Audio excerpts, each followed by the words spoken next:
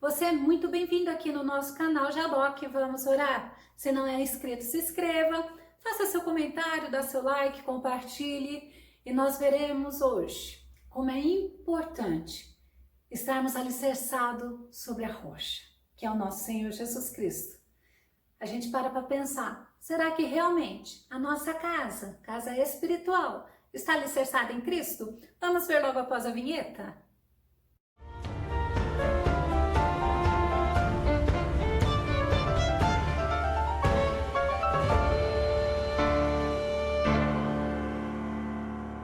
Como é bom pararmos para pensar, para nos analisar, para refletirmos e termos certeza que o Senhor, Ele é a rocha. Vamos ao nosso tema de hoje?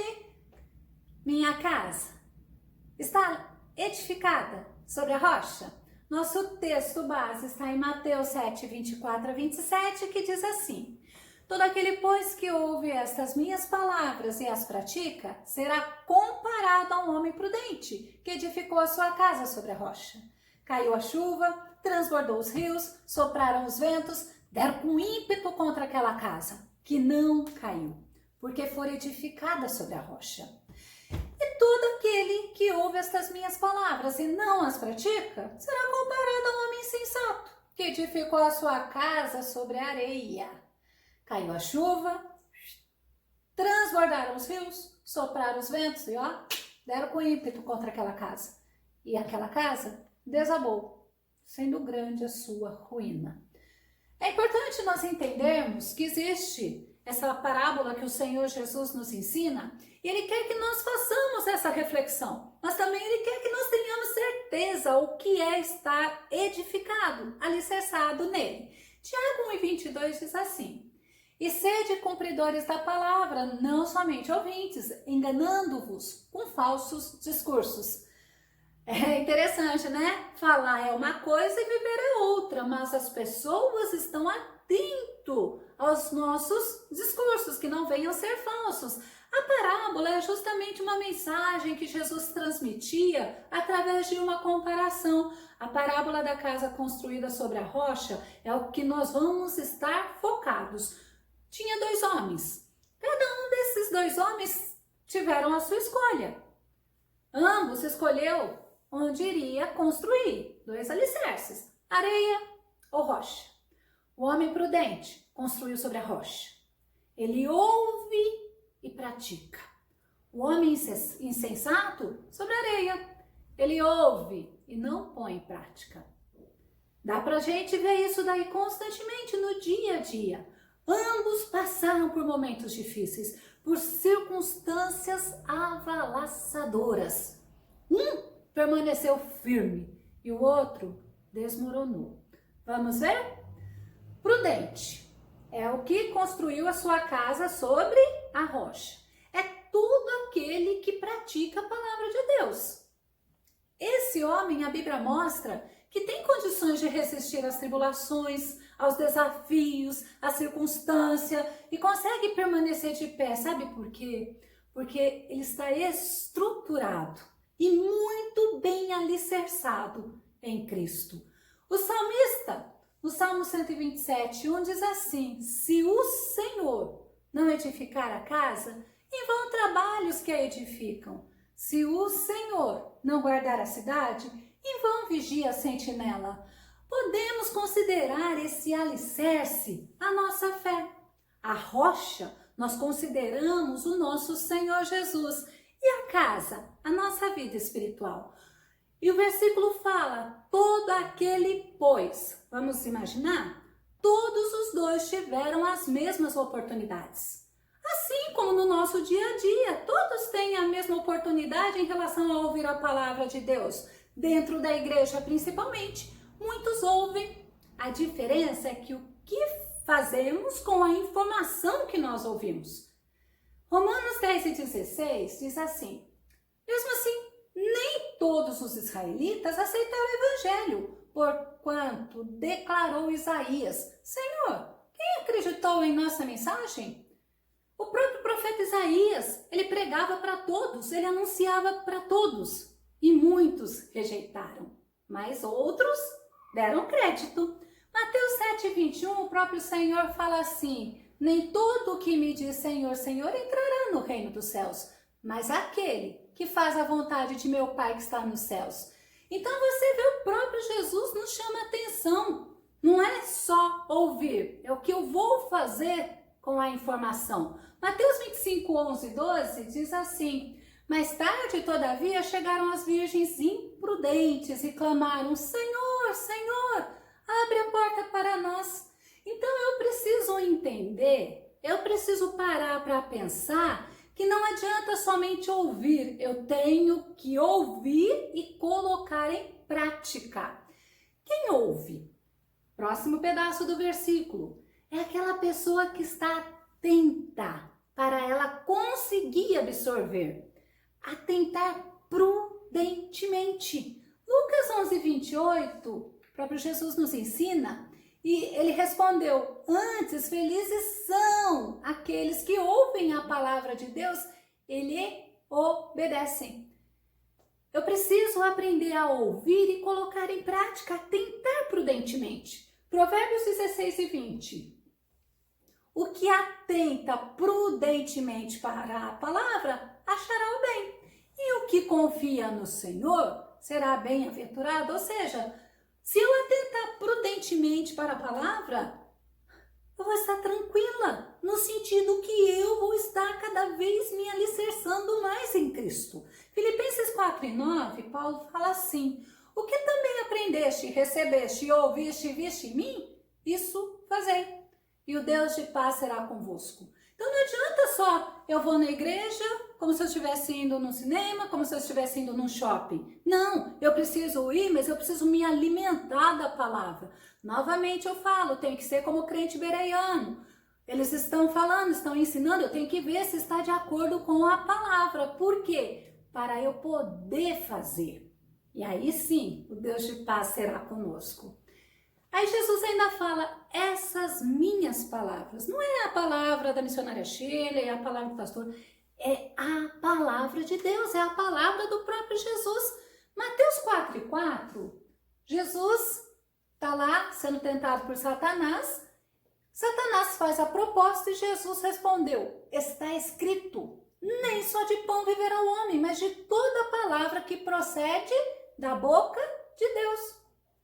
Eu preciso estar atento às palavras do Senhor. João 17, 17, o próprio Jesus fala: santifica-os na verdade. A tua palavra é a verdade. A verdade é a palavra de Deus. João 14, 6, olha só, disse-lhe Jesus: Jesus falando, sou o caminho, a verdade e a vida. Ninguém vem ao Pai senão por mim. Olha que palavra, que verdade tremenda. É uma verdade que as pessoas não querem aceitar. Ninguém vai a Deus, como o próprio Jesus fala, se não for por Jesus Cristo. Então não adianta só eu ouvir. Olha aqui algo, está na Bíblia. Jesus é o caminho, a verdade e a vida. Ninguém vem ao Pai senão por Ele. Salmo 119, 105, o salmista ele nos ensina uma coisa tremenda. Olha só, a tua palavra é lâmpada que ilumina os meus passos e luz que clareia o meu caminho. Ou seja, se eu andar na tua palavra, se eu meditar na tua palavra, eu vou andar na luz. Se eu executar a tua palavra, eu vou estar no caminho correto. O que Jesus fala ainda no versículo? E as pratica. Então, não é, ó, eu vou ouvir, vou ouvir, vou ouvir. Eu tenho que praticar. João 13, 17. Ora, se sabeis estas coisas, bem-aventurados sois, se a praticardes. Então, Jesus ele nos ensina. Aprenda, tenha conhecimento, mas pratica. Tiago 1 e 22. Sejam praticantes da palavra e não apenas ouvintes, enganando vocês mesmos. Sabe por quê? Eu sou de Deus.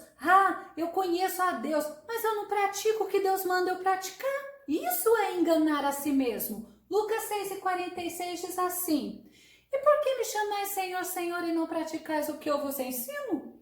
É por isso que eu li um pouco antes, quando fala assim, Senhor, em teu nome eu fiz isso, Senhor, em teu nome eu fiz aquilo. Eu não te conheço, por quê? Porque você não pratica a minha palavra. Tito 1,16, tá assim, eles afirmam que conhecem a Deus, mas por meio de suas atitudes o negam.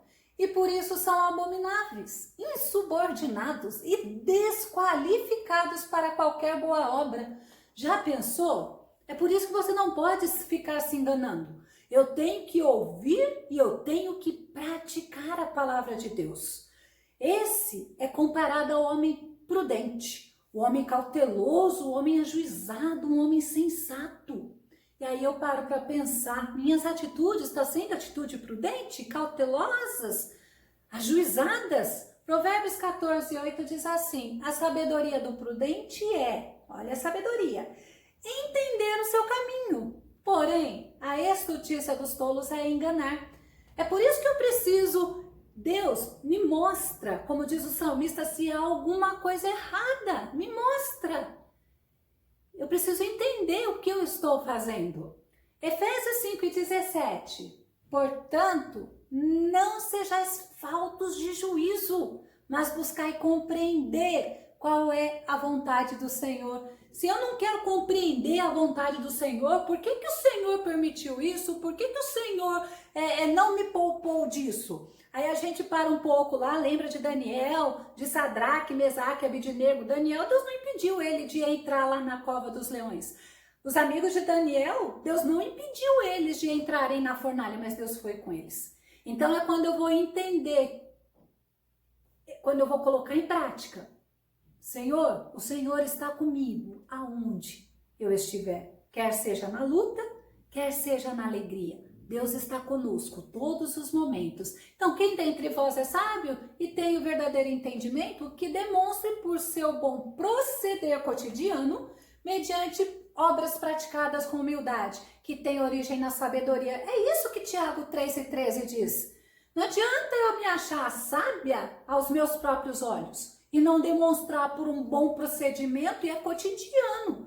Então, eu tenho que praticar, tenho que entender que eu estou sendo comparado a um homem prudente. E esse homem prudente, o que ele fez? Ele construiu a sua casa sobre a rocha. Isaías 26:4 diz assim, confiem para sempre no Senhor, pois o Senhor, somente o Senhor, é a rocha eterna. Preste atenção, aqui não está falando confia no Senhor se as coisas vão bem. Não, confia no Senhor se as coisas vão mal. Olha o que Isaías fala, confie para sempre no Senhor. É para sempre. Então nós paramos um pouco para pensar. Estamos alicerçados. Olha como Paulo fala em 1 Coríntios 3:10. Segundo a graça de Deus que me foi dada, lancei o fundamento como prudente construtor. E outro edifica sobre ele. Porém, cada um veja como edifica. Eu tenho que parar para pensar. Nós temos o próprio Espírito Santo habitando em nós. Nós estamos nessa construção.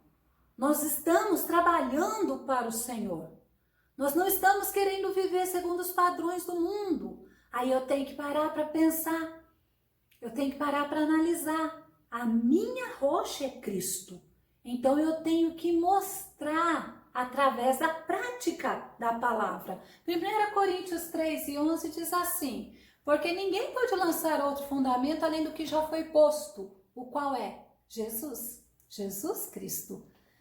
Aí a gente vai ver, tá, então um construiu sobre a areia, o outro construiu sobre a rocha.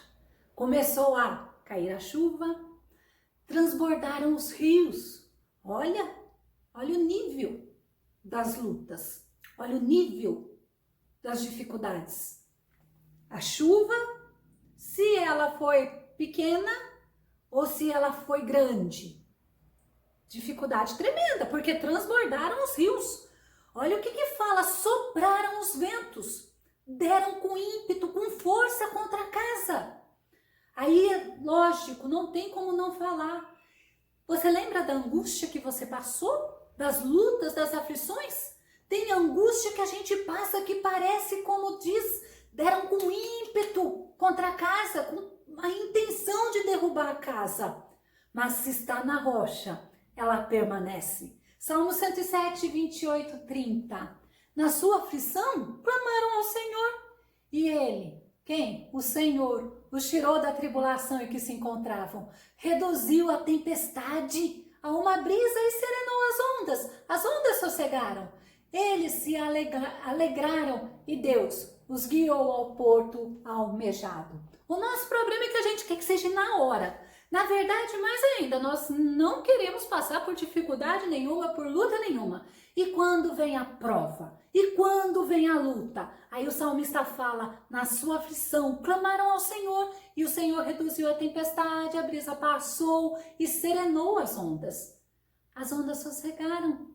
Que tremendo! Aí nós nos alegramos e Deus nos guia ao porto desejado. Não dá para pular do barco enquanto nós estamos na tempestade. Por quê? Afoga-se. Agora a gente tem que resistir firmes no Senhor. Jeremias 17 e 7 fala assim, mas bendito é o homem cuja confiança está no Senhor, cuja confiança nele, no Senhor está.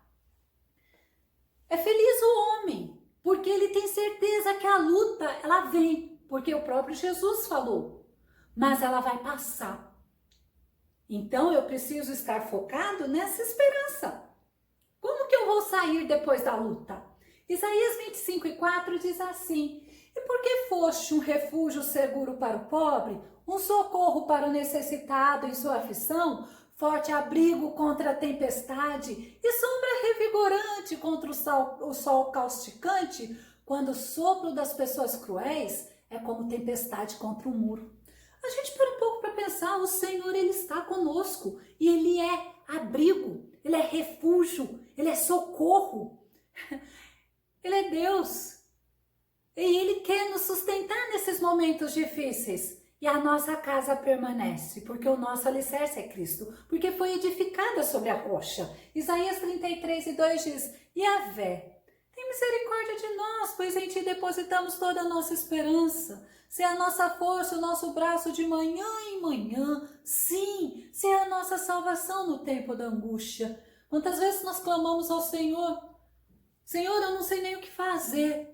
Aí o Senhor só fala, confia, espera, descansa, porque Deus peleja por nós.